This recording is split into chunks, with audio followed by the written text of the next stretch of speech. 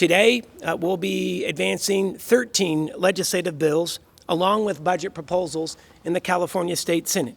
The focus of these 13 bills, and it will be growing here in the weeks and months to come, is to make our communities, big and small, more wildfire safe. Our goal is to be able to harden homes, harden communities, help stabilize California's insurance market, expand insurance protections for small businesses, protect Californians from price gouging after disasters, speed up rebuilds, strengthen penalties against bad actors who are going after consumers, expand protections for homeowners and renters, and of course, we have to pass the Fight for Firefighters Act. The Fight for Firefighters Act will permanently transition 3,000 9-month seasonal firefighters to permanent 12-month status. So what that means is that all 356 of CAL FIRE's fire engines will roll 365 days a year. All CAL FIRE heli-attack bases will be staffed 365 days a year. And we will never lay off again 1,500 CAL FIRE firefighters that are responsible for vegetation management in every corner of California. It will mean a one-time $26 million for the LA County Fire Department. That will turn into $9.4 million in ongoing funding so that County Fire can hire dozens of additional firefighters. I am proud to author legislation that protects small businesses, HOAs, and condominium owners by extending the insurance non-renewal moratorium to commercial policies, meaning you cannot be canceled or non-renewed by your insurer for at least 1 year following a declared state of emergency in your community. In addition, I'm moving forward a bill to protect homeowners, renters, and mobile home residents so they don't have to keep making payments on a home that no longer exists. This would allow tenants to recover a proportion of their paid rent if their rental agreement terminates due to a wildfire, and allow mobile home owners the right to return to a unit after a wildfire. We'd also require the state to convene mortgage companies to provide temporary mortgage loan forbearance relief for homeowners. A bill that I want to talk about is something I've been working on with our county assessor, Jeff Prang. It has to do with property tax relief. And it's ultimately going to assist property owners who, of course, lost everything. The last thing they need is to face all these additional property tax challenges. So we're looking to make things easier for them by extending the deadline to file misfortune and calamity claims for both damaged or destroyed properties from 12 months to 24 months to give them more time.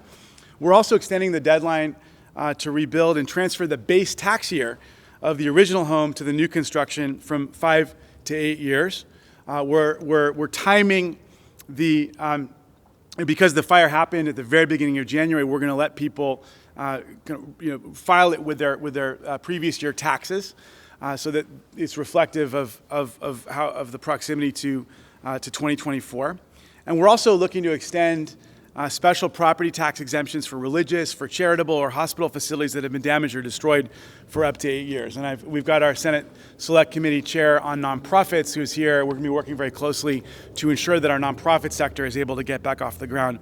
And then, of course, as homeowners are navigating the trauma of losing their homes and securing temporary housing, they shouldn't be burdened further by looming deadlines to receive tax relief on their destroyed homes. We're going to be looking after the most vulnerable first. This package is really about making sure people don't get forgotten.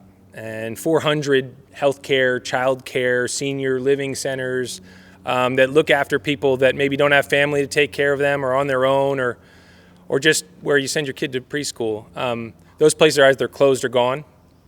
So we need to make sure all those folks who could be forgotten otherwise have somewhere to go that's near their families, that's near support, and we get those places rebuilt quick.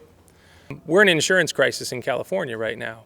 And unless we get ahead of this, other communities facing the same risks as Pasadena and Palisades are going to go through this again. So the Insurance Hardening Commission, along with the sort of coordinated planning approach, as well as investments and incentives, but also a conversation with the insurance industry to say, how can we rebuild and how can we build further in a way that can be insured and that won't require a big public subsidy? The Commission will bring together state, local agencies, first responders, builders, insurers, homeowners, and local governments to make sure that everyone comes together and there's clear understanding of what steps are necessary and most effective to protect life, property, and make insurance more available and affordable. I'm also joining Senator Perez on a piece of legislation that's going to help expand insurance protections to small businesses to ensure that they are not canceled after a disaster. And we do intend to be using the state budget to support in the recovery efforts. For many of those affected, relief is available through FEMA or other federal programs or state programs.